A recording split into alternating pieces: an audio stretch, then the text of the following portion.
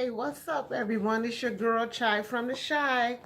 How you all doing? I know I haven't been on in a while, but I just wanted to come on here and touch base with everyone to see how everyone is doing, how everyone is, just living and just, going forward with life.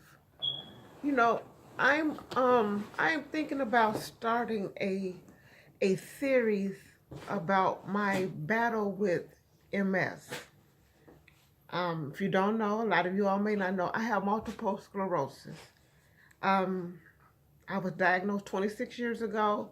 Um, yeah, on Valentine's Day. Um, it's a disease. It's an odd disease. It's a funny disease. It's considered a unseen disease because basically it's really not outside of you. It's inside of you. You don't get bump bruises or rashes or anything, but it happens internally. It affects your spine. It affects um, your brain. You get lesions on your brain, on your spinal cord and everything, and it messes with your ability to speak, um, to walk, to talk, to see. It's messy. It's a messy disease. It does have pain associated with it. But yeah, so that's what I've been thinking about chronicalizing that journey. Because when I was diagnosed 26 years ago, I had been dealing with it for maybe a good four, 3 or 4 years prior to that. And and I knew I was sick. And I used to tell people, something is wrong with me. I don't know what it is. I would go to the doctor. I've been to the doctors and they told me things like, oh, you have mono. How the hell I got mono? I was placed in the hospital one time. I was having a heart attack. I was just placed in the hospital on several occasions, but never no really no answers. I was given some pills and told I would be okay, and it was okay for a little while, but then I would get sick again. And in my sickness, it consisted of lightheadedness, dizziness. Oh yeah, that's one you suffer with really bad is the dizziness. I used to be dizzy a lot and could barely hold my head up and things like that because I was afraid of passing out. But then finally, one day, I was diagnosed. And the story was I had just had a son in that prior November. And my birthday was in December. So I chose not to have a birthday party in December. I waited till January to do my birthday party. I had my birthday party. The day after my birthday party, I woke up. I was so sick. I was so sick. Everybody was like, yeah, it's just a hangover. Deal with it. Get over it. Get up, get up, get up. But this lasted for like 3 days, 3 or 4 days. I was laying on the couch. I could not get up. I could not do anything. And I was trying to tell people I am sick and there's something really wrong with me. But it's a hangover. That's what everybody's saying. And then eventually, I'll never forget it, one of my mother's friends, she saw me and she told them to call the ambulance. And basically, I was sick as hell. And when I made it to the hospital in the waiting room, it was scary. But I told them, you know what? I'm sick. And when I talked to the doctor, I asked him, I said, no matter what you do, please don't send me home because if you send me home, I think I'm going to die. And I wasn't sent home, but I was sick. I mean, to the point where I could not really talk that much. I had to relearn how to speak. I could not walk. I could not, I couldn't do anything for myself. I had to relearn. I could not see. I had to relearn life, you know, and it was very hard.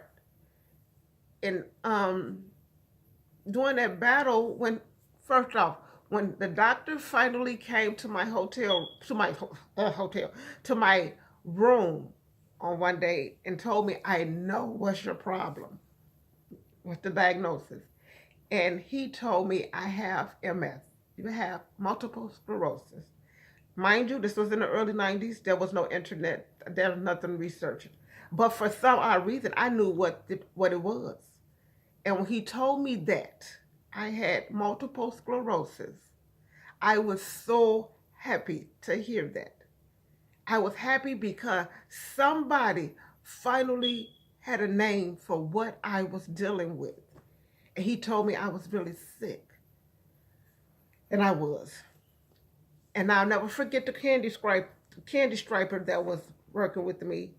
She came in on several days and she would say, you're so sick and I'm so sorry.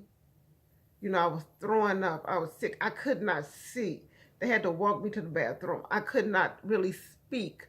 I couldn't do anything for myself. I was like a baby. But I had an answer. And what really consoled me about having it was that it was two people that I knew of that had it. It was Annette Funicello, Mickey Mouse Club. You have to be old school to know who she is, and Lola Falana, the first black lady to have a variety show in Vegas. They both had it. And come to find out in later years that the lady who played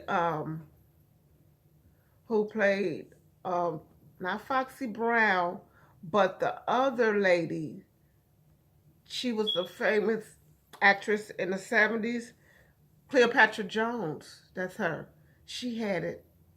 And they all have kind of succumbed to the effects of MS. And so what I'm trying to say is, yeah, if you see me, you might not know it. But then some days you see me, I can't hardly walk. I'm stumbling, I'm falling. Some days I can't even get out the bed. And it's a hard disease because the kind of MS I have is not one that you could get disability for or anything. It's different kinds of MS and the one that I have. Because it doesn't affect me all the time, I have recurrences with it. You know, it goes into remission and then it'll come back. You know, so it's not considered a disability. But you know what? I'm holding on and I'm going through life. You know, even after this diagnosis, I've had children. I've been married. I went back to school. I've worked my butt off. I've done so much. But I still feel there's so much more for me to do. So I'm going to start to chronicleize my MS battle. But it's not really a battle because I think I'm winning. As a matter of fact, I know I'm winning. But like I said, some days are good days, some days are bad days, some days are okay days. Today it's an okay day. You know, it's looking more like it's going to be on the better side. So, you know, that's what I just wanted to come on here and let you all know, that when I go away for certain amounts of time, it's not that I'm neglecting you all or dismissing you all. It's just that I'm dealing with my MS most of the time.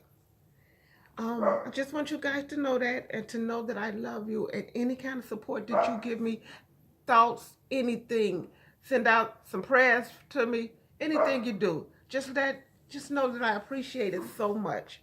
And I love you guys to eternity.